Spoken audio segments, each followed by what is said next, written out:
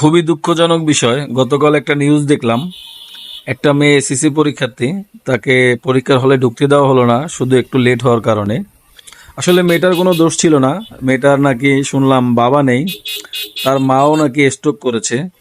তো মেয়েটা মাকে হসপিটালে রেখে দ্রুত চলে আসছে, মায়ের দিকেও তাকালো না যে পরীক্ষা দিবে তার জন্য।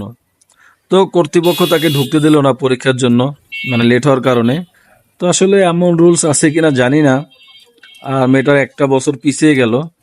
তো যারা পরিচালক মহোদয় আছেন, আমি চাইবো মেয়েটাকে একটা সুযোগ দেওয়া হোক আলাদাভাবে একটা পরীক্ষা দেওয়ার জন্য।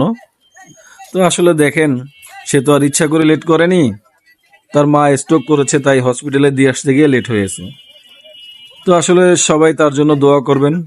আর আসলে এটা ঠিক হয়েছে কিনা আপনারা সবাই কমেন্টে জানাবেন। আজ এই পর্যন্তই। আল্লাহ হাফেজ, ভালো থাকবেন।